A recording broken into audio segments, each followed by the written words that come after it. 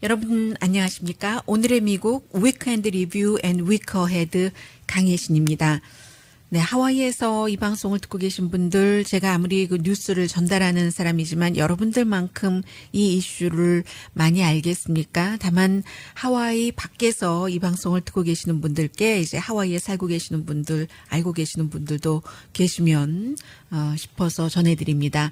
화산 폭발이 사실은 목요일에도 있었고 그로 인한 그 지진이 5.4 그리고 금요일에 다시 이제 6.9의 지진이 발생해서 집 한 채를 포함해서 현재까지는 그 구조물 3개가 파괴가 됐고, 그리고 하와이가 뭐 미국 전체적인 인구로 볼 때 많지 않잖아요. 그런데도 1,800명이 대피를 했고, 또 그 14,000분 정도, 14,000가구겠죠. 이제 그 14,000명 정도가 될 것 같습니다. 가구로서 너무 많네요. 전기 공급 못 받고 있다고 하고, 그리고는 이제 그 유황가스 같은 것이 많이 나와서 주변에서 일을 하거나 뭔가 이번 그 화산 폭발에 관한 정리 작업을 하시는 분들 건강까지 위험하다고 하니까 정말 걱정이 많으시겠습니다. 금요일 어제의 그 지진은 6.9도였다고 하는데 1975년 이후 최고의 그 강도라고 들었고요. 아무튼 지금까지도 그 진동 같은 것이 있다고 하니까 제가 뭐라고 드릴 말씀은 없습니다. 아무튼 미국 다른 지역에서도 화산이 폭발하고 또 그 지진이 일어나고 그로 인한 여러 가지 일들을 인간은 뒤에 그 처리를 할 수 있고 아니면 뭐 가능한 한 막을 수 있는 최대한의 뭐가 있겠습니다마는 일단 폭발하는 것을 어쩔 수 없는, 이럴 때 이제 속수무책이라고 하나요? 그 정도로만 말씀드리고요. 생각만 하고 있지 아무것도 그 여러분들께 손을 헬핑 핸드를 드릴 수가 없는 게 좀 느낌이 그렇습니다.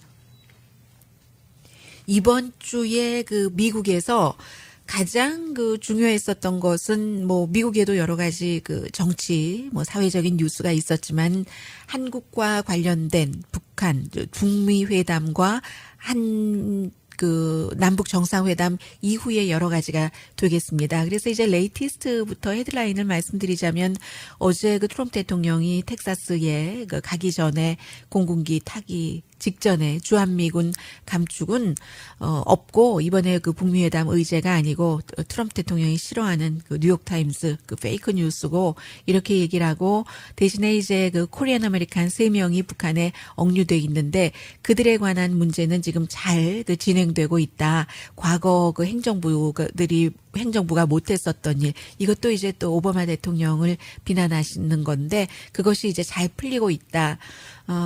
그러니까 이제 그 세 사람이 풀려날 것은 분명한 거죠. 김동철, 김학송, 김상덕 3분인데 그 트럼프 대통령의 스테이트먼트가 사실과는 다릅니다. 과거 행정부가 2명은 할 이유도 없었어요. 왜냐하면은 본인이 대통령이 되고 나서 2017년도에 김학송 씨와 김상덕 씨가 북한 정권에 대해서 적대 행위를 했다 하는 그 북한의 주장으로 억류됐으니까요. 이분들이 이제 북한 과학기술대학에서 여러 가지 일을 하고 계셨죠. 다만 2015년도 오바마 행정부 때 2016년까지였으니까요. 2017년 1월까지였죠. 한국을 위해서 군사 기밀을 빼돌렸다 해서 김동철 씨가 2015년도에 억류됐었습니다. 그러니까 트럼프 대통령이 하는 말은 상당 부분이 사실과 다른데, 저도 이제는 그 트럼프 대통령에 지지하시는 분들은 트럼프 대통령이 윤리적으로 어떻던 아니면 거짓말을 하던 전혀 상관하지 않고 그런 것을 지적을 하는 것에 대해서 반감을 갖고 계시기 때문에 사실은 거짓말이라고 해야지 적당하나 사실과 다르다 이런 식으로 좀 표현을 바꾸겠습니다. 어차피 다 함께 살아야지 되기 때문에요.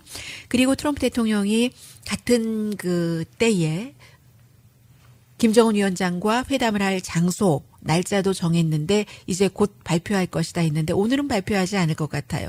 오늘 이제 대통령이 또 다른 다른 일이에요. 다른 일정이 있으니까 항상 아무리 언론을 의식하지 않는다고 하지만 어떻게 의식하지 않을 수 있겠어요. 본인이 하는 일을 차근차근 이것이 앞에 나가고 저것이 앞에 나가고 하겠죠. 그래서 오늘은 발표하지 않을 것으로 예상되고요. 남북 정상회담 이후에 미국의 많은 사람들, 실제로 미국 사람들이 북한을 잘 모르죠. 김정은 위원장에 대해서도 미국의 중요한 사람들도 잘 모르고 그런 것은 이제 정보국 사람들을 포함해서겠죠. 물론 이번에 CIA 국장, 지금은 이제 북한의 김정은 위원장을 만난 뒤에 국무장관이 됐습니다만 마이크 폼페오가 김정은 위원장을 만나서 몇 번 만나서 1시간 이상씩 회담을 했고 1시간 이상 전체적으로 회담을 한 시간이요.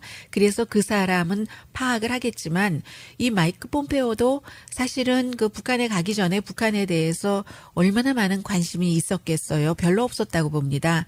이 사람의 지역구 하원 의원 할 때 그 지역구도 전혀 북한 국제 이슈와는 상관이 없는 것이고 해서 물론 CIA 국장으로 들어간 이후에는 여러 가지 정보를 조금 파악하고 있었겠지만 그만큼 제가 말씀드리고 싶은 것은 미국의 중요한 인물들도 북한이나 김정은 위원장에 대해서 잘 몰랐는데 이번에 남북 정상회담 이후에 일반인까지도 김정은 위원장에 대해서 조금 더 자세히 알게 됐다.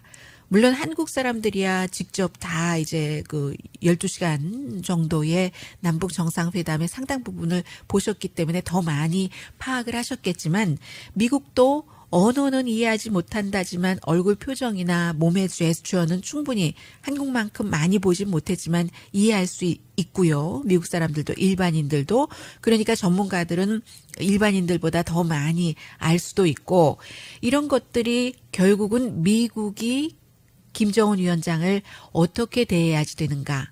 북미 회담에서 그런 것에 이제 포커스를 맞춰서 다 연결되는 문제라고 보고요. 그리고 미국에서도 굉장히 많이 시시콜콜이 보도를 했습니다. 알고 봤더니 김정은 위원장도 스페셜 슈즈를 신었다. 키높이 신발을 신었다. 이런 얘기요. 그리고 이제 그렇게 자유롭고 하면서도 화장실은 회담할 때 가지고 갔다고 하잖아요. 이 화장실을 가지고 간 것은 박근혜 전 대통령이 예전에 변기를 바꾸고 세계 어느 나라에 가면 그것과는 조금 다릅니다. 김정은 위원장의 신체의 배설물에서 나오는 것을 누군가가 분석을 한다면 건강 상태가 분석이 되는 거잖아요. 그런 의미에서 이제 화장실까지 가지고 갔다는 이런 내용까지 미국이 많이 전하고 있는데 결국은 김정은 위원장이 먼저 요구하기도 전부터 완전히 핵을 파기하겠다 하는 것을 얘기를 했는데 물론 본인의 목소리로 얘기한 건 아닙니다. 한반도 판문점 선언에는 미국에서는 애매모호한 표현으로 이런 정도로 얘기를 하고 있고요. 그리고 이제 문재인 대통령을 통해서나 이런 간접적으로 여러 가지를 보여주고 있는데 미국에서는 결론적으로는 한국보다는 김정은 위원장의 어떤 진정성 같은 것을 더 의심하죠.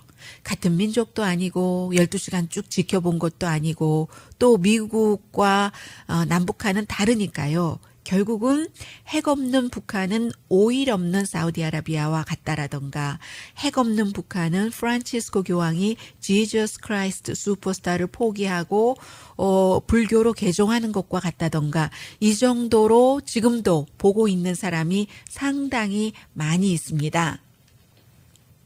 그리고는 이제 트럼프 대통령이 아무리 협상을 잘한다고 하고 지금까지 트럼프 대통령의 밀어붙이기식의 그런 여러 가지 경제 조이기 하는 것, 말의 위협 등등 또 중국을 지렛대로 쓰는 이런 것이 북한을 협상 테이블까지 오게 하고 네. 우리 핵도 포기하고 그리고 풍계리 이런 것 할 때 다 오십시오. 기자 양반들 초대하겠습니다.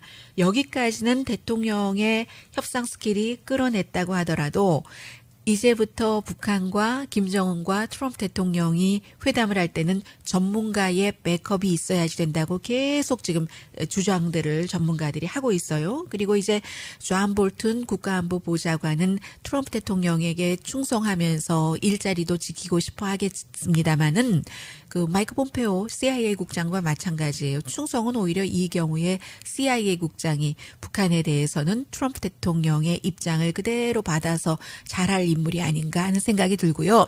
존 볼튼 그 국가안보보좌관 같은 경우는 그 사람의 괴팍한 성격이라든가 아주 그 특이한 캐릭터 때문에 어느 정도까지는 충성을 하겠지만 끝까지 이 사람이 북한을 믿고 북한이 핵을 파기한다고 하고 북한과 협상하는 것을 지지할 것인가. 여기에 대해서 많은 사람들이 그렇다보다 그렇지 않다로 더 그 추측을 하고 있는 것처럼 보입니다. 그래서 존 볼튼이 할 수 있는 일이 무엇이고 어디까지 할 것인가는 아무도 모르죠. 다만 이 사람이 그 협상을 하는 과정에서 또 협상을 끝내고 북한이 핵을 파기하는 과정에서 뭐 어느 날 갑자기 뭐 리비아식으로 리비아에서는 핵무기도 없었고 그곳의 핵 프로그램을 다 미국으로 가지고 왔잖아요. 가지고 와서 한꺼번에 딱 파기시켜 버렸는데 그것을 계속 그 주장을 한다면 지금 그 북한은 그렇게 적용되기는 힘들지만 이게 또 오래전의 일이었고요. 리비아가. 그렇지만 이 사람의 머릿속에 그게 너무 고정돼 있다면 어떤 형태로든 트럼프 대통령에게 영향력을 미치려고 하지 않을까. 이것도 지금 미국에서 상당히 걱정하는 부분입니다. 반면에 북한이 핵을 포기할 수 있다라고 믿는 사람들도 있어요. 그러나 핵을 포기할 수 있다라고 믿는 사람들이 근거를 제시하기가 좀 약하죠. 포기 않는다 하는 것은 북한이 왜 핵을 개발하게 됐으며 그리고 이전에도 여러 번 미국이 위반한 적도 있지만 부시 대통령 때 계속 그 협상을 뭐 예를 들어 지키겠다 하고 92년, 95년, 뭐 2000 몇 년, 2012년 북한도 어겼었던 적이 있기 때문에 그러니 핵을 포기하겠어? 그렇게 힘들게 했는데 이 정도 근거를 이제까지의 일어났던 일과 함께 제시를 하지만 북한이 핵을 포기할 거야. 여기는 근거 제시가 좀 약하다는 거죠. 물론 잘못하면 지금 뭐 장마당도 좋아지고 뭐 경제가 나아진다고는 하지만 이렇게 계속 조여들 경우는 북한이 너무 불안하잖아요. 뭐 중국이 도와주지 않을 때 예를 들어 러시아가 조금 문을 열어준다 하더라도 어느 날 그 직접 북한이 하는 게 아니잖아요. 자급자족이나 수출이나 이런 게 수출 뭐 이런 걸 할 수도 없고 그래서 중국이나 러시아도 어느 날 뭐 유엔이라든가 미국이 강하게 이렇게 해서 우리를 완전히 옥죄이며 우리는 도간에 든 쥐로 죽는 것 아니야? 이런 그 절박감 때문에 김정은이 핵을 포기한다는 모험을 하면서도 이제 그 미국의 투자도 북한으로 끌어들이고 남북 교류도 하고 한다. 이렇게 하는 주장하는 사람이 있기는 있습니다만 앞서 전에 틀어졌었던 그 협상을 들이대면서 절대로 핵을 포기할 리가 없어. 이런 목소리가 조금 큽니다. 그리고는 이제 그 김정은 위원장에 대해서는 뭐 한국에서의 반응 다 전하고 있고요. 뭐 78% 정도가 뭐 김정은 내지는 북한을 믿는다, 진정성을 믿는다 하는 그런 내용도 보도를 하고 김정은 위원장이 지금까지 굉장히 이 게임을 그 최대한 활용할 수 있는 것 활용하고 양보하는 듯 줄 것 주면서 The Art of Deal을 잘 해왔다고 어제 그 블룸버그 뉴스도 보도를 했습니다. 그리고 그 밖에 이제 뭐 한국인들과 관련해서 미국에 있는 한국인 또 한국에서 살고 있는 한국인과 관련해서 이들이 남북 정상회담을 보면서 그 이후에 어떤 마음을 갖고 있는가 하는 것도 이번 주에 미국에서 상당히 많이 보도를 했습니다. 대표적인 그 코리안 아메리칸으로서는 스탠포드 대학교의 이창래 그 교수요, 작가이기도 하고요. 이분이 그 아버지가 아주 그 많은 분들이 이제 그 스토리인, 티피컬한 스토리입니다. 아버지가 11살 때 이제 북한에서 가족들과 함께 유엔을 따라서 이제 월남하시면서 그러면서 북한에 이제 가족과 헤어진 거죠. 그리고 그 피난길에 얼마나 많이 누가 숨지고 누가 병들고 그 이창래 작가의 11살 아버지도 그 아버지의 그러니까 이창래 작가의 할아버지 품에서 숨질 뻔했고 이런 스토리를 쭉 하면서 미국에서 아메리칸으로서 살아온 작가 이창래 씨 자신도 뭐 영어가 훨씬 편하고 한국어를 이분이 얼마나 하실 수 있는지는 제가 모르겠네요. 영어가 편하고 미국 사람처럼 생활하고 그리고 그 와이프도 한국계가 아니고요. 이런 나도 남북 정상회담을 보면서 가슴이 뭉클하고 뭐가 확 그냥 내 가슴을 확 치고 나가는 것처럼 느꼈는데 우리 아버지의 심정은 어떠셨을까? 이 김정은 위원장 그 순서를 그렇게 썼어요. 문재인 대통령이 허그하고 그런 것을 봤을 때 아마 아버지는 늘 그러셨던 것처럼 북한에서 헤어졌었던 할아버지의 브라더니까 아마 큰아버지 정도 되지 않았을까요? 제가 방송하다가 뭐 고모부라고 했었던 것 같아요. 큰아버지 내지 작은아버지 그런 그 가족들을 다시 생각하시지 않았을까 그런 얘기와 함께 이창래 작가도 물론 북한에 대한 여러 가지 그 회의감 같은 거 뭐 결정적으로는 독재와 민주주의가 함께 살 수 있을까 이런 게 있어도 아무튼 뭔가가 그 한국 사람으로서 그냥 쾅 하고 찡 하고 하는 게 있었다는 겁니다. 그리고 이제 또 하나는요. 참 요즘 이처럼 그 남북 간의 아찔한 변화 또 북한과 미국 사이도 마찬가지죠. 북한과 미국 사이의 이 같은 변화를 보면서 한국의 보수 기독교인들이 굉장히 어정쩡하면서 황당하다는 느낌을 그 시사주간지 타임이 전했습니다. 좀 전에 이창래 작가의 스토리는 잡지 뉴요커가 썼고요. 제가 말로써 너무 건조하게 전해드렸지만 이 사람이 작가잖아요. 그래서 그 뉴요커의 글을 읽어보면 평범한 스토리를 수식어도 별로 없이 평범하게 썼는데도 거기에 그 진실만이 계속 적혀 있기 때문에 굉장히 감동적이었거든요. 읽을 때는. 그런데 이제 시사주간지 타임은 시사주간지 타임이기 때문에 분석이죠. 1900년 한국의 기독교인이 1%였고 1945년 해방하던 해 기독교 인구는 2%였는데 그 이후에 이제 그 미국이 들어가고 미국이 한국에 선교사를 보내면서 이제 그런 보수적인 그 기독교 시각을 넣고 지원도 굉장히 많이 했잖아요. 먹을 것도 주고 뭐 목사들도 키우고 선교사 보내고 학교도 뭐 거의 300개 뭐 대학교 한 40개 대학교를 포함해서요. 그러면서 한국 사람들이 미국을 구세주로 보고 목사가 또 그렇게 얘기를 했고 또 많은 목사들이 반공 교육을 그 신도들에게 했고 그게 이제 미국의 그 스토리니까요. 미국에서도 복음주의자들은 공산주의라면 치를 떱니다. 지금도 마찬가지예요.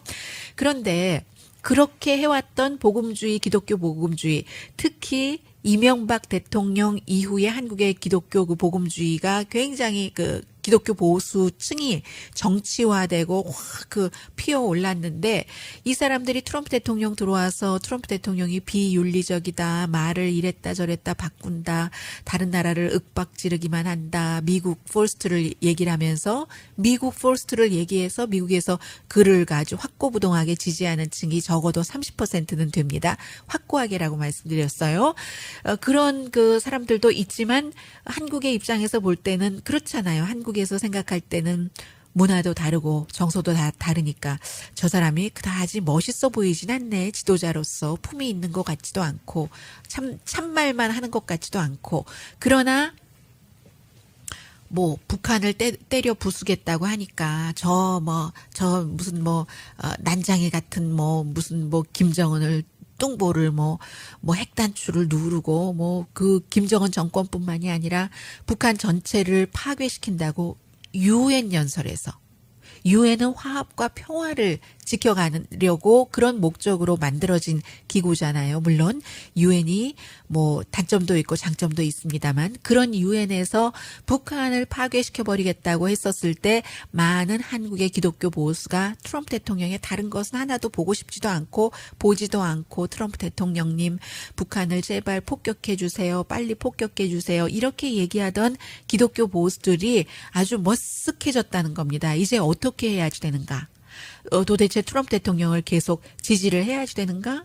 그래서 이제 시사주간지 타임은 2015년도에 한국의 기독교 보수가 27.6%, 그보다 훨씬 역사가 긴 불교 인구가 15.5%, 그 밖에 이제 많은 뭐 무종교도 있고 샤머니즘, 유교도 있잖아요.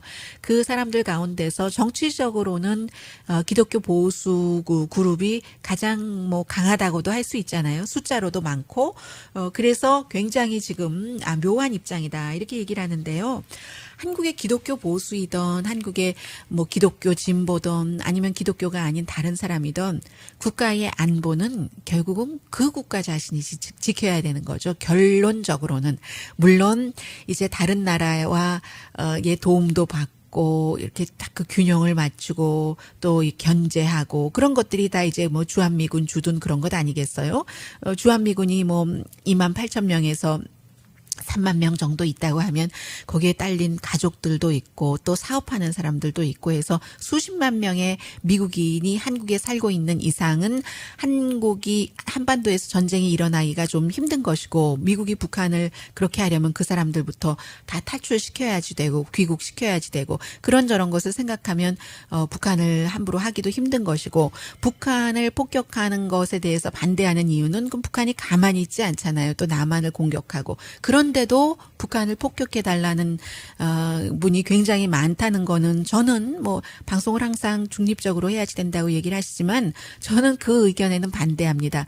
북한이 미국에 의해서 폭격당하고 어떻게 한국이 안전할 수 있겠어요? 그리고 어디 저기 좀 폭격해 주세요. 이렇게 얘기하시는 분들의 상당수는 전쟁이 막상 일어나면 그분들이 제일 먼저 도망갑니다. 전쟁이 일어나서 내 한 목숨 바쳐서 나라를 지키고 누구를 지켜야지 이렇게 안 합니다. 저는 미국에서 그런 정치인들을 너무 많이 봤고요. 미국에서도 전쟁 지지하는 사람들 치고 전쟁에 나가는 사람 없어요. 트럼프 대통령, 존 볼튼 국가안보보좌관, 많은 공화당의 많은 정치인들은 베트남전 징집을 요리 피하고 조리 피하고 부잣집 자식일수록 더 그랬어요. 조지 부시 대통령도 마찬가지였고요. 그랬지 항상 총알바지하는 사람들은 그렇게 말하고 전쟁을 주장하는 사람들이 아닙니다. 그래서 저는 북한을 폭격해야지 된다. 이런 부분에 대해서는 절대로 반대하고요. 북한뿐만이 아니라 어느 나라를 폭격하는 것도 마찬가지죠. 제가 이렇게 얘기하면 상당수의 분들이 그렇게 얘기를 하십니다. 아니 그러면 잠깐의 희생이 있고 많은 것을 다시 건져내는 게 낫지. 사람 한 명의 목숨을 어떤 것에 비교를 할 수 있겠습니까? 그 가치를. 전쟁은요. 이 세상에 좋은 전쟁은 없다라고 저는 전쟁 전문가가 아닙니다만 이것은 전쟁 전문가이던 전쟁 전문가가 아니던 보통 사람이면 다 느낄 수 있는 것이고 느낄 자유가 있는 것이고 권리가 있는 것이라고 생각합니다. 다른 사람의 생명을 의도적으로 총으로 쏴 죽이는 게 그게 뭐가 좋아요? 그걸 대량으로 하는 게 전쟁인데 좋은 전쟁이 이 세상에 어디 있어요? 없죠. 그리고 그 전쟁은 또 다른 전쟁을 항상 일으키니까요. 아무튼 한국의 기독교 보수에 대해서 시사주간지 타임이 이런 얘기를 했습니다. 그리고는 이제 그 트럼프 대통령의 노벨상에 관해서 굉장히 얘기가 많았었는데 노벨상을 받을 자격이 있다, 없다, 뭐 이런 얘기들 많았고요. 이거는 이제 이미 미국의 이제 그 공화당의 18명 의원들이 그 하원에서 정식으로 이제 추천을 했기 때문에 그 이후에도 더 많이 나오겠죠. 그러나 미국에서는 이전에는 노벨 그 평화상을 문재인 대통령이 받아야지 된다 하는 목소리가 좀 많았어요. 그리고 그 관련 뉴스로 이란의 핵 협상이 이제 5월 12일 날 마무리가 지어야지 되는데 그 사이에 이번 주에 이스라엘의 이란과 원수인 벤자민 네탄야후 총리가 예전에 2003년도에 가짜 자료를 그 파워포인트로 들고 들어와서 그 기자들에게 이란이 지금 핵협정을 한 때가 2015년인데 비밀리에 핵 개발을 하고 있다고 십몇 년 전에 자료를 가지고 쫙 얘기를 했어요. 그래서 백악관이 처음에는 이랬다가 나중에 이제 사람들이 그거 옛날 자료다. 그리고 국제 그 핵사찰단 또 뭐 IAEA 뭐 이런 데서 그거 말이 안 된다. 2009년 이후에 한 번도 그런 것이 없었고 2015년도에 핵협상한 거다 하니까 또 백악관에서 어정쩡하게 또 성명을 바꿨고요. 우리가 헤드를 햇으로 잘못 표현한 거야라고 했고 그럼에도 불구하고 그 트럼프 대통령은 벤자민 네탄야후의 뭐 일반적인 입장에는 동의한다 이런 얘기까지 했고요. 미국의 CIA의 그 마이크 폼페오 국무장관이 되기 전에 국장도 4월 12일 청문회에서 이란이 2015년도에 미국 다른 그 유럽 국가들과 핵협상을 하고 그 핵협상을 지키지 않았다는 증거가 없다고 청문회에서 분명히 증언을 했거든요. 이거는 이제 여기에 대해서 미국의 아주 그 중요한 사람들이라든가 페이트릭 뷰캐넌 같은 극우 그 보수 이런 사람들은 이스라엘이 자신들은 그 손 안 대고 미국과 이란에 싸움을 붙인다. 자신들의 이득을 위해서 여기에 넘어가면 절대로 안 된다. 이런 지적을 했고요. 이란에서는 참 벤자민 네탄야후 유치하다라고 얘기했는데 페이트릭 뷰캐넌도 벤자민 네탄야후는 지난 수십 년 동안 정치를 하면서 이렇게 그 가짜로 뭘 들고 나와서 선동한 게 그 이 사람은 한두 번이 아니다. 원래 벤자민 네탄야후는 신용이 없는 사람이다라고 얘기를 했습니다. 그런데 대통령은 벤자민 네탄야후와 굉장히 그 친한 사람이에요. 자, 미국에서 가장 중요한 뉴스는 스토미 데니엘스라는 그 성인 영화 배우. 이 사람은 성인 영화 배우인 것뿐만이 아니라 뭐 라이브 쇼는 뭐 당연히 하고요. 그리고 영화 제작도 하고 뭐 그러는 사람이에요. 돈 많이 버는 사람입니다. 과연 대통령이 이 여성과 이 여성의 주장대로 하룻밤 자고 선거 직전에 투표율 떨어질까봐 이제 인터뷰하지 못하도록 입막음하려고 13만 달러를 변호사를 통해서 주고 나중에 변상했는가. 어찌 보면은요, 이 내용은 많은 사람들이 트럼프 대통령 지지하시는 분들이 여자하고 뭐 지금 여성이랑 잠자고 돈 줬는데 그게 뭐가 잘못이야? 이렇게 대통령에 대해서 굉장히 관대합니다. 있을 수도 있어요. 그러나 이 돈 자체가 캠페인 돈과 연관이 됐을 수도 있고요. 그걸 이제 특별검사가 수사를 하고 싶어 하는 것이고, 왜냐하면 13만 달러면 이 변호사는 대통령에게 얘기하지 않고 본인의 집에서 융자받아서 줬다는 얘기인데, 그러면은 개인에게 기부할 수 있는 게, 그 당시에 이 사람이 캠페인에서도 일을 했거든요. 캠페인 끝나고 나서는 대통령이 쳐다보지 않았지만, 그리고 요즘에 특별검사가 이 사람네 그 집 사무실, 호텔에 들어가서 특별검사의 말하자면 맨 위에 있는 거고 FBI가 그래서 여러 가지 자료를 가져가고 난 뒤에 대통령이 다시 좀 이렇게 전화도 해주고 그런 것 같은데 이 사람이 돈을 13만 달러나 되는 것을 말하자면 기부를 한 식으로 이렇게 한 것으로 해석을 할 수도 있고 그렇다면 선거법 위반이거든요. 맥시멈을 훨씬 넘어간 그런 돈이니까요. 그래서 이제 나중에 변상을 해줬다. 이게 트럼프 대통령 변호팀에 새로 합류한 루돌프 줄리아니 전 뉴욕시장이 했었던 얘기인데 이것도 대통령이 어제 아침에 하루아침에 뒤집어 버렸잖아요. 루디가 좋은 사람인데 아직 내 변호인을 한 지 얼마 안 돼서 잘 모른다. 이렇게 그러니까 옛날에 본인이 했던 얘기가 또 맞는 것처럼 그 여자하고 나는 잠을 잔 적도 없고 근데 사진 같이 찍고 골프장에서 이런 거 사진 많이 나와요. 팍스에는 절대로 나오지 않는 사진입니다. 그래서 이제 본인은 난 돈 준 것도 모른다. 그 변호사가 돈을 줬다고 하니까 그 변호사한테 물어봐라. 이랬거든요. 그런데 루돌프 줄리안이라는 새로운 변호팀이 대통령과 지난 2주일 전부터 합류를 해서 계속 얘기를 하지 않았겠어요? 얘기하고 원래도 친한 친구고 장관으로 하려다가 하도 그 반대파도 많고 하니까 장관으로 안 시켰는데 루돌프 줄리아니를요. 그래서 더군다나 가장 친한 사람 팍스의 션 해니티와 인터뷰에서 대통령도 알고 있다. 그 몇 개월 선거 끝나고 몇 개월 뒤에 매달 그에게 변호사 돈 주는 그 식으로 해서 갚았다라고 얘기를 해버렸는데 대통령이 그 다음날 싹 뒤집은 겁니다. 이것을 지금 이제 하루 이틀이 지났으니까요. 사람들은 전략이라고 보는 겁니다.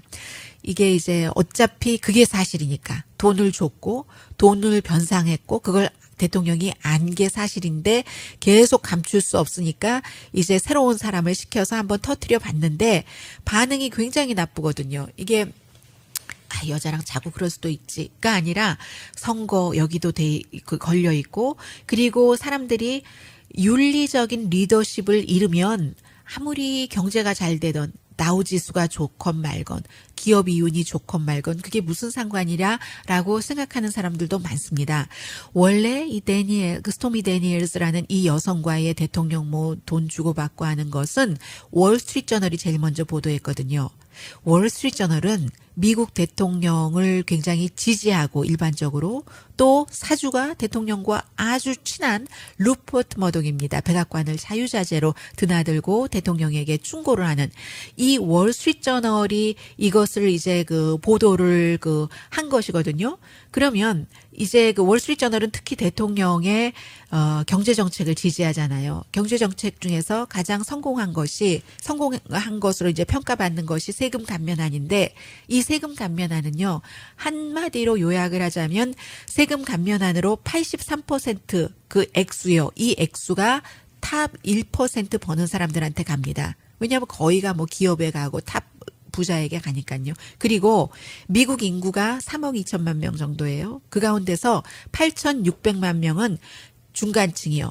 결국은 세금 감면아니지만 세금이 늘어납니다.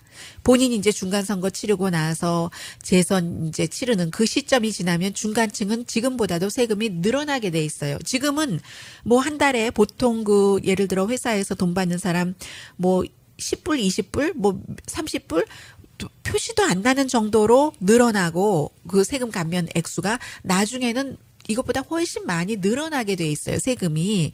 그래서 뭐 지금 경제가 좋다, 다우 지수가 좋다 이런 거 신경 안 쓰는 사람들 많습니다. 그게 무슨 상관이야? 보통 많은 사람들의 생활과 상관이 없다면 대통령이 대통령직을 굉장히 취하게 만드는데 해서 신경 쓰는 사람도 있습니다. 선거법 위반만이 아니라. 그래서 어쨌든 이제 루돌프 줄리아니가 그런 얘기를 한 거 대통령은 아니다 하고 뒤로 다시 돌아가서 이것을 뭐 다음 주에는 또 뭐라고 말할지 모르겠어요. 이제 뉴스하는 저도 사실은 쓸데없는 것까지 너무 많이 팔로우업을 해야지 되는 겁니다. 백악관에서 백악관 대변인이 말 뒤집기를 너무 많이 하고 있기 때문에 오늘은 또 뉴욕타임스가 뭐라고 보도를 했냐면요. 이래서 이제 대통령이 뉴욕타임스를 싫어하는 거죠. 대통령은 스토미 데니엘스에게 돈을 주고 뭐 이렇게 변상하고 뭐 이런 거 본인이 부정하기 전부터 알고 있었다. 알고 있었겠죠. 그러니까 새로운 변호사인 루돌프 줄리아니가 션 해니티 대통령 친구의 쇼에 나가서 대통령이 알았고 변상을 그렇게 했다. 뭐 자세하게는 몰랐을 수도 있지만 애매모호하게 뭐 이렇게 원래 유명인들에겐 그런 일이 흔해서 뭐 돈으로 해결을 한다. 뭐 골치 아프니까 뭐 이런 식으로요. 그런데 오늘 뉴욕타임스가 대통령이 분명하게 그거를 알았고 부정하기 전부터 알고 있었고 변상까지 한 것을 알고 있었고 그런데 어제도 또 거짓말한 거죠. 지난번 얘기한 것과 입장이 바뀐 게 없다. 난 돈 준 거 모른다. 변상은 더더욱이 모른다. 이렇게 얘기한 것이 또 거짓말이 되는 거고요. 루돌프 줄리아니가 대통령이 그렇게 말한 뒤에 그런가? 내가 잘 몰랐나? 하고 또 애매모호하게 얼버무리기는 했어요. 이제 이 팀의 신뢰도는 별로 없는 것 같아요. 그래서 루돌프 줄리아니 자체도 뭐 계속 이 자리를 지킬 수 있을지는 모르지만 그러면서 루돌프 줄리아니가 대통령이 이것을 모른다고 하고 했었던 것은 멜라니아 트럼프 여사 때문이다. 그래서 멜라니아 트럼프 여사 와이프를 의식해서 모르고 뭐 돈 준 일도 없다, 변상한 일도 없다고 거짓말했다라고 또 이제 뉴욕타임스와 인터뷰에서 루돌프 줄리아니가 했기 때문에 어떻게 될지 모르겠어요. 자꾸 이런 일이 일어나니까 지금 미국에서 그 팍스 TV를 국영 방송이라고 많이 얘기하고 있거든요. 러시아의 블라디미르 푸틴이 갖고 있는 러시아 투데이라는 텔레비전처럼 국영 방송이라고 하는데, 국영 방송에 이제 대통령의 대단한 치어리더가 션 해니티라는 사람이고, 그 션 해니티는 대통령의 현재 주택부 장관으로부터 많은 그 이득도 받으면서 포크로저, 뭐 돈 없어서 못 내는 그런 집들을 아주 싸게 사들여서 돈을 지금 정말로 엄청나게 많이 벌고 있는 사람이고요. 그리고 역시 이제 대통령 스토미 데니엘스 일을 처리해주고 집사처럼 일하면서 이제 그 돈 13만 달러도 본인이 먼저 스토미 데니엘스에게 주고 나중에 변상받았다는 마이크 코엔 대통령의 개인 변호사에게도 도움을 많이 받고, 션 해니티라는 사람은 그런 사람이에요. 션 해니티가 있는 그 박스에서 여러 명의 이제 그 저널리스트 틱한 그런 그 호스트, 션 해니티는 쇼거든요. 물론 그 오늘의 미국도 쇼입니다. 모닝 쇼지만 이제 사실을 바탕으로 한 뉴스를 하는 것이고, 션 해니티는 직접적인 뉴스라기보다는 어피니언 리더라고 보시는 게 옳습니다. 같은 동료예요. 닐 그 카부토라는 이 사람은 이제 팍스 비즈니스 네트워크의 수석 부사장이고 뉴스 편집도 맡고 있고 본인이 쇼도 진행하고 하는데, 대통령에게 팍스의 진행자이기 때문에도 그렇고 완전히 당신 거짓말장이라고 하지는 않겠어요. 하지만 굉장히 통렬한 그 비난을 했고요. 뿐만이 아니라 이 팍스의 션 해니티 이후에 로라 잉그램도 장난 아닙니다. 이 사람은 이제 션 해니티 다음에 쇼를 하는 사람인데, 루디 줄리아니가 이제 대통령이 뭐 13만 달러 준 것도 알았고 변상했다 하니까 정말로 그야말로 오 마이 갓 하면서 I love 루돌프 줄리아니 루돌프요. 그러나 이거 설명이 좀 필요한데 라고 하던가, 아니면 팍스 앤 프렌즈, 대통령이 좋아하는 또 다른 쇼죠. 아침 쇼에서는 뭐 여자랑 뭐 그런 뭐 데니엘 스토미스 그 스토리 누가 신경 써? 에이 그 신경 안 써. 이렇게 얘기하는데도 또 그 쇼에 출연하고 다른 팍스에서 법 전문가로 활동하고 있는 앤드류 나폴리타노는 트럼프가 그거를 몰랐을 리가 없다. 트럼프 대통령이 돈에 얼마나 민감한 사람인데 13만 달러. 우리는 그렇게 부자라고 얘기를 한다면 13만 달러는 작다라고 생각할 수 있지만 보통 사람은요, 우리는이라는 게. 그러나 이 사람은 트럼프 대통령을 아는 사람들이잖아요. 트럼프 대통령이 돈에 얼마나 민감한데 13만 달러가 들어오고 나가는 걸 몰라. 이렇게 얘기하더라니까요. 팍스의 법 전문가가. 그리고 또 다른 그 팍스의 그 마리아 바티로모, 주로 이제 그 주식 이런 거 많이 하는 이 여성 진행자는 대통령이 나는 알고 있었던 것으로 나는 계속 추측을 했었는데 이렇게도 얘기를 했고요.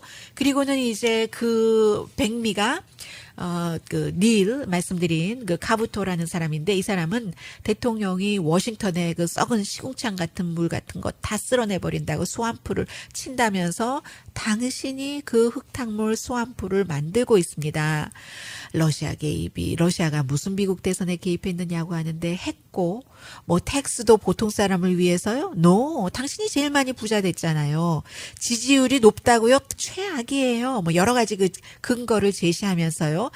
지지율 정도야 바뀔 수도 있지만 아주 그 당신이 지금 하고 있는 패턴이 바뀌지 않고 거의 이제 거짓말을 많이 했다는 얘기를 굉장히 예를 많이 들었어요. 뭐 불법 체류자들이 어떤 주에서 뭐 캘리포니아나 저쪽 뭐 뉴햄프셔 같은 데서 무더기로 투표를 했다고 하다거나 거짓, 아니면 뭐 내 취임식에 모인 관중이 오바마 때보다 훨씬 많다고 한다거나 뭐 거짓 뭐 이런 등등 그 어떤 행정명령이라던가 법안 같은 것을 역대 어느 대통령보다 가장 내가 이 기간 동안에 많이 했다거나 하나, 이 사람이 거짓하고 뭐 4명이나 더 있었다면 이렇게 쭉 얘기도 하고요. 트럼프 대통령은 당신 친구들이 왜 당신에게 이 같은 경고를 하는지를 이해해야지 됩니다. 자신도 그 팍스의 뭐 부사장으로서 여러 가지 그 트럼프를 위해서 제너럴리 팍스라는 그 기존의 입장이 있으니까요. 월스트리트도 입장이 있으니까. 그런데도 이렇게 경고하는 것을 이해해야지만 된다는 겁니다. 당신이 이렇게 할 때는, 이런 식으로 일을 할 때는 잘하는 일조차 묻힌다. 노스코리아처럼 얼마나 잘하고 있느냐라고 얘기를 하고 있어요. 절대로 본인이 잘못하고는 잘못한 것을 이 사람이 한 30개 이상 열거를 했거든요. 30개 이상인지는 모르겠지만 20개 이상은 됩니다. 열거했는데 그것에 잘못한 것에 대해서도 당신은 정정을 하지를 않고 있습니다. 이런 얘기를 하면서요. 당신이 그 수압을 그 워싱턴의 더러운 그 기존의 그 더러운 것들을 다 치워낸다고요. 그거 치우느라고 너무 바빠서 당신 스스로가 그런 물이 되고 시궁창이 되고 악취를 풍기고 당신 주변에서 막 악취가 너무 나고 시궁창이 된 그것을 당신이 모르는 것 같습니다. 굿나잇 하고 그 밤에 그 쇼를 끝내기도 했어요. 이 정도로 지금 이제 팍스에서조차도 지난번까지는 그 로스앤젤레스 시간으로 12시에 1시간 진행하는 그 셰프 스미스만 틀린 일이 있었을 때 우라늄 원에 대해서 지금 그 우파가 주장하고 있는 것은 사실과 전혀 다르거든요. 그래서 이제 그런 부분에 대해서 그 스미스 같은 사람이 얘기를 하고 있고 크리스 월레스 같은 사람이 이제 가끔 따끔하게 얘기를 하고 그러는데 이제는 그 박스의 비즈니스 부사장까지 이 정도의 얘기를 하고 있습니다.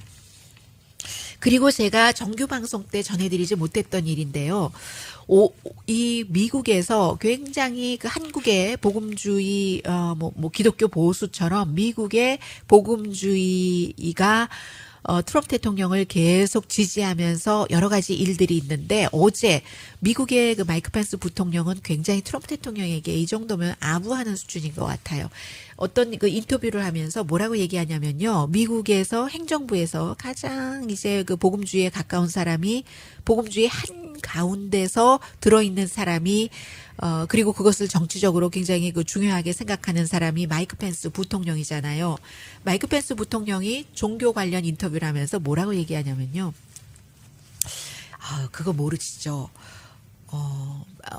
백악관에서요. 가장 이 기도에 대해서 강조를 하는 사람이 트럼프 대통령이에요.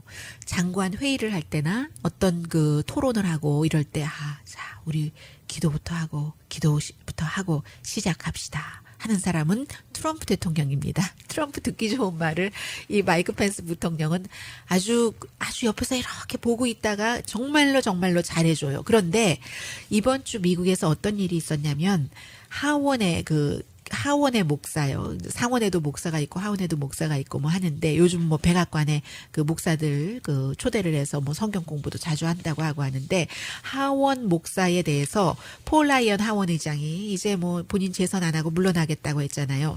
이 사람이 그 목사가 누구냐면 패트릭 커너로이라는 목사인데 캐톨릭이에요.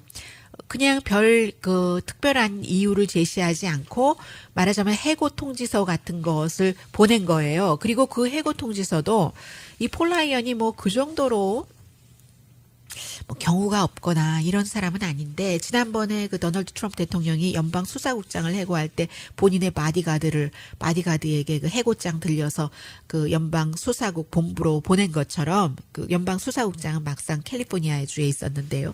폴 라이언도 본인이 직접 얘기한 것도 아니고 하원 435명의 그 목회를 인도하는 목사인데 그 본인의 비서실장을 보내서 패트릭 콘로이 목사에게 신부에게 이제 끝났다 말하자면 해고 통지서를 보낸 거예요. 특별한 이유도 얘기하지 않고 우리는 지금 뭐 카톨릭 성직자를 가질 때가 아니다. 뭐 이 정도를 얘기했는데 문제는 폴 라이언 하원 의장이 이제 그 하원에서 보수 하원 의원들에게 압박을 많이 받았다는 겁니다. 왜냐하면 캐톨릭이잖아요. 이 패트릭 컨로이라는 성직자가 특히 트럼프 대통령의 세금 감면안에 대해서 좋지 않은 시각을 갖고 있고 그것을 공개적으로 표현을 했다는 겁니다. 카톨릭이 더 좀 그런 면이 있잖아요. 가난한 사람들을 이제 뭐 좀 도와주고 특히 뭐 중미 남미가 참 못 사는 사람들이 많잖아요. 그곳이 이제 그 카톨릭의 본산지이기도 하고 그래서 이제 그런 것이 기분 나빠서 공화당에서 그렇게 해서 그런 압박으로 이 폴 라이언 그 하원 의장이 그렇게 했는데 그러고 나니까 또 반대해서 더 많은 정치인들이 뭐 하는 짓거리냐 이게 말이 되느냐 해서 폴 라이언 하원 의장이 본인이 한 일을 이렇게 백업하는 경우가 별로 없어요. 별로 없는데 이번에는 다시 저희 그 해고 통지서 취소합니다 해서 이제 다시 일하게 됐다. 이만큼 그 트럼프 대통령 들어와서는 종교가 미국에서 굉장히 예민합니다. 공공연하게 기회 있을 때마다 종교를 말하고 종교 자유를 말하고 여러분의 종교를 보호하겠다고 하는데 그것은 전부 기독교예요. 특히 이제 복음주의 보호하고요. 그래서 부시 대통령 때도 그랬고 예전부터 조금 한 10년 넘어서 10년 15년 그때부터 모든 종교를 다 이렇게 해야지 된다 해서 뭐 해피 할러데이 이렇게 썼던 것을 해피 메리 크리스마스라고 한다던가 사실은 메리 크리스마스 정도는 그냥 뭐 크리스찬이 아니더라도 트래디션 해서 메리 크리스마스라고 해도 되고 안 해도 된다고 생각하는 사람들이 많은데 이제 과거의 대통령들이 그냥 해피 할러데이 뭐 이런 식으로 했는데 트럼프 대통령은 그것을 굉장히 강조를 하고 종교 자유를 보장한다고 하고 그러면서 무슬림은 아니다. 뭐 이런 식으로 많이 하고요. 그때의 종교라는 것은 기독교인 겁니다. 그래서 미국에서 이런 일들 어제도 뭐 그 기도의 날이라고 해서 그제였던가요? 뭐 복음주의를 굉장히 많이 트럼프 대통령이 강조하고 그런 얘기할 때는 항상 카메라를 초대를 합니다.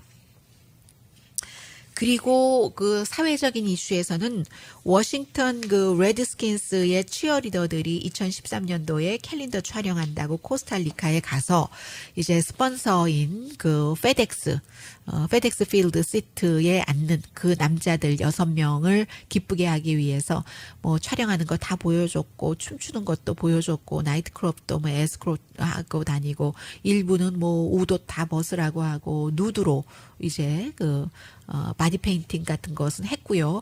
그렇게 해서 지금 이제 불만들이 이게 다 그 미투의 연장선인 거죠. 같이 잠은 안 잤다고 얘기를 합니다. 그러나 우리 치어리더를 관리하는 그 여성 사감 같은 사람이 우리를 그렇게 내버려뒀다. 본인은 아니라고 얘기를 하고 있지만 패스포트까지 다 압수를 하고 페이도 기본적인 것만 하고 뭐 그렇게 또 에스코트를 했다고 돈을 더 준 것도 아니고 이런 얘기를 했어요. 그래서 미국에서 많은 사람들이 원래 치어리더라는 잡이 그런 거 아니야?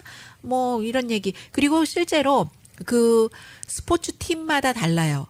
이때 NFL 가운데서도 워싱턴 레드스킨스가 좀 치어리더들을 좀 많이 노출시키고 하는 것은 있어요. 예를 들어 그 웹사이트를 지금 보더라도 이게 지금 치어리더야 아니면 무슨 라스베가스의 쇼야 하는 것 같은 그런 그 여성들의 장면들이 치어리더의 장면들이 많이 나오고 또 어떤 때는 뭐 그렇게도 해요. 사람들 뭐 웹사이트에 사람들 많이 오라고 방문객 늘리려고 하는 것일 수는 있겠으나 뭐 어떤 것에 참여를 하면 5명의 치어리더들이 당신의 자동차를 닦아주겠습니다. 그럼 치어리더가 자동차 닦을 때 옷 다 입고 정장 차림으로 닦겠어요? 뭐 그런 식으로 이 워싱턴 레드스킨스가 그런 일들을 좀 하기는 해요. 그렇지만 이제 많은 사람들이 그럼에도 불구하고 이건 안 된다. 노조를 만들어야 된다. 그리고 뭐 다른 팀은 이렇지는 않다. 이것도 이제 역시 미국에서 이슈가 됐는데 처음에 정치인이 아니네요. 헐리우드에서 시작했죠.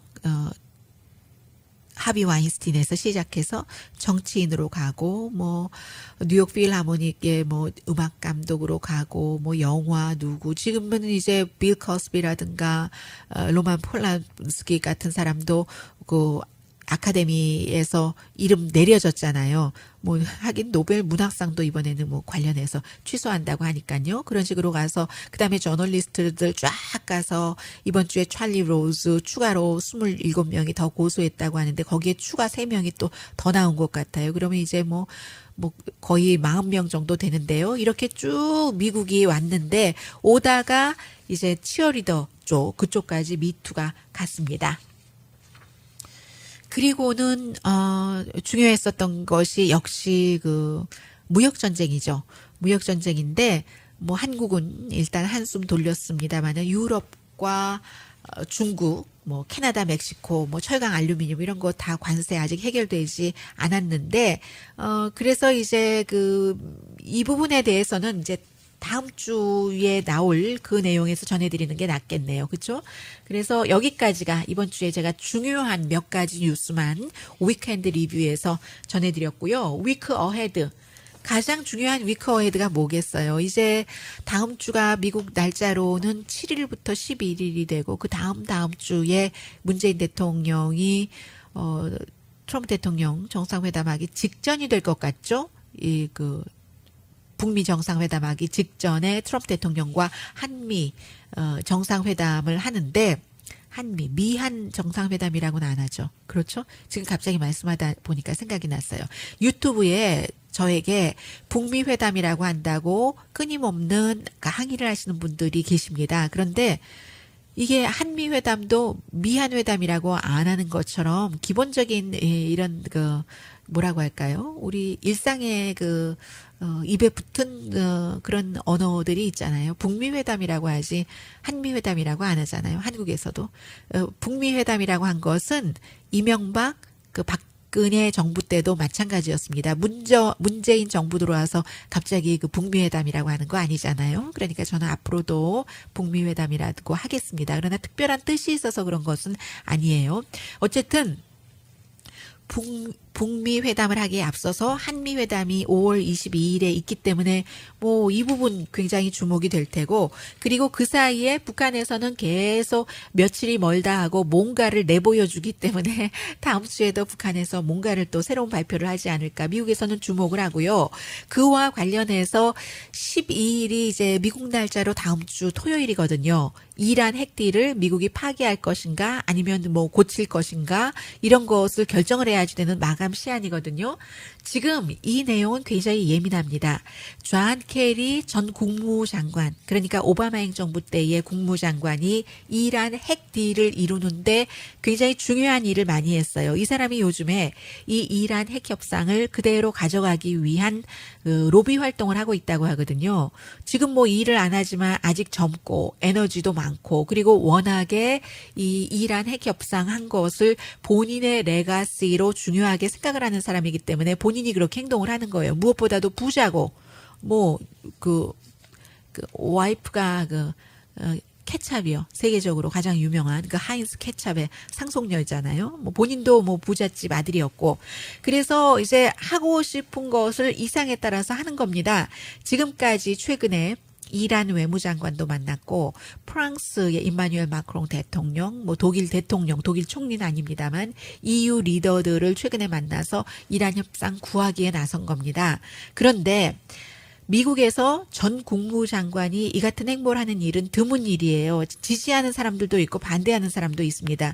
우리가 트럼프 대통령이 아직 대통령이 되기 전에 인수팀에서 오바마 행정부에서 그 당시에 우크라이나도 침공했고 미국 대선에 개입한 게 분명하기 때문에 러시아에 대해서 제재를 했었을 때 트럼프 대통령이 아직 취임하기 전에 트럼프 대통령의 외교팀이 뭐 해고된 마이클 플린 국가안보 보좌관이라든가 이런 사람들이 러시아에 우리 뭐 제재도 풀어줄게 하고 뒤로 만나고 오바마 당시 행정부가 하던 일에 반대되는 움직임을 했을 때 이건 아니지, 하나의 행정부에서 그건 행정부 들어오고 할 일이지라고 오늘의 미국에서도 그런 시각을 많이 보도를 해드렸습니다.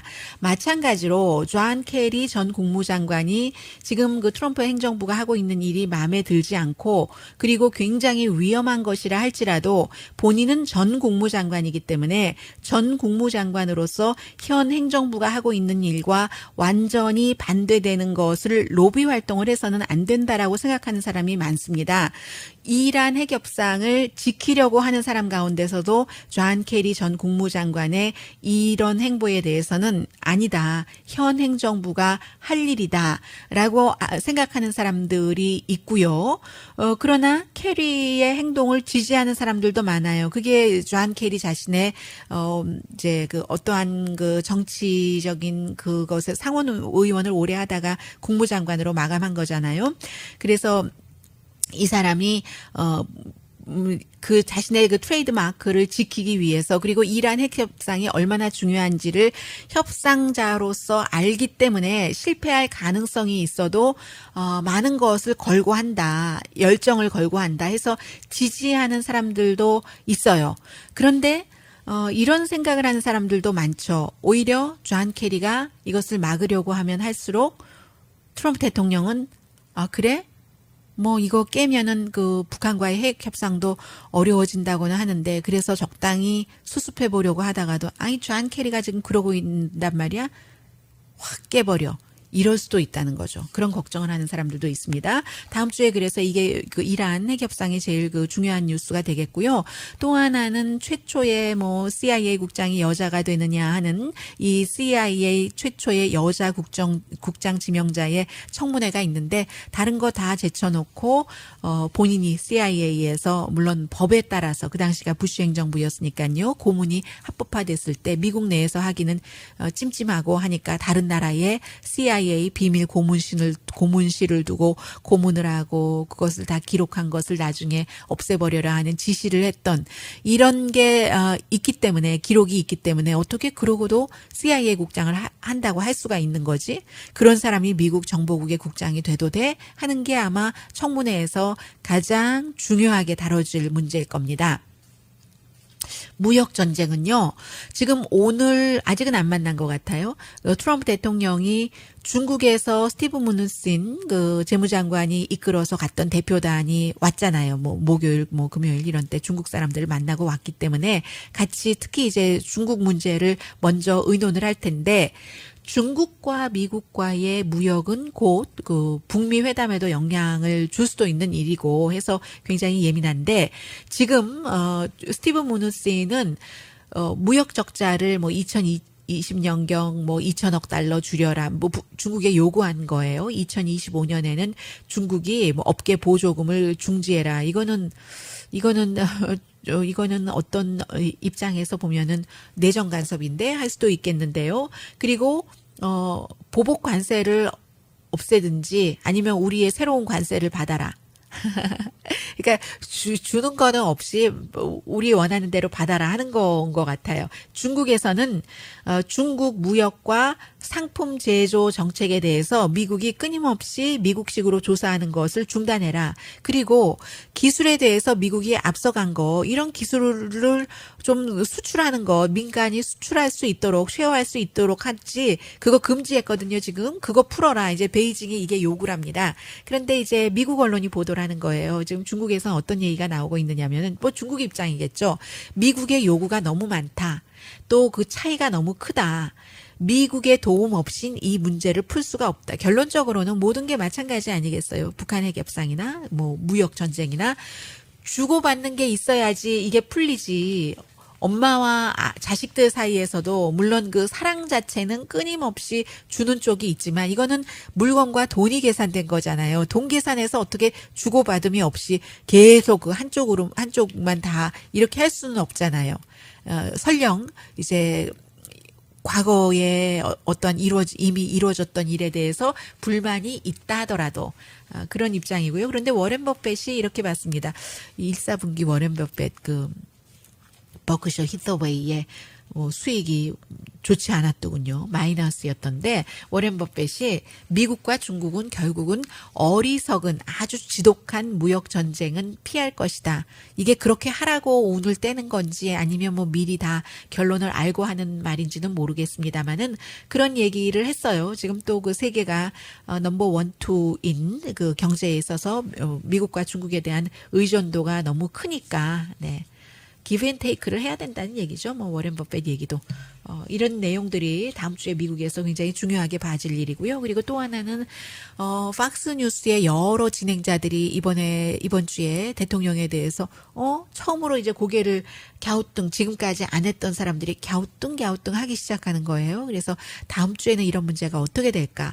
그리고 트럼프 대통령은 과연 이 스토미 데니엘스 또 본인의 개인 변호사와 관련된 이 문제를 뭐 하루 이틀 사이에 그게 그 말이 맞아 이 말이 맞아 하고 전혀 반대되는 말들을 했는데, 그리고 또 하나는 백악관에서 백악관 다른 자문들도 로돌프 줄리안이 새로운 이 그 변호인을 굉장히 싫어한다고 하고, 대통령이 두 사람끼리만 얘기를 하고 살짝 그 팍스의 셔네니티에 인터뷰를 했다는 거 아니에요. 대변인에게도 얘기를 해주지 않고. 그래서 다 싫어하는데, 그럴 수는 있어요. 대통령이 이 사람하고만 할 수 있는 비밀 얘기도 있고 이 사람하고만 할 수 있는 비밀 얘기도 있는데, 그런 일이 잘 성사됐을 때는 문제가 없지만 이번처럼 이렇게 그 역작용이 나왔을 때는 문제가 되죠. 다음 주에 그래서 팍스의 또 다른 그 대통령의 일에 관한 반응 같은 것도 중요한 거죠. 왜냐하면 앞서 잠깐 말씀드린 것처럼 팍스를 상당수의 사람들이 그 뭐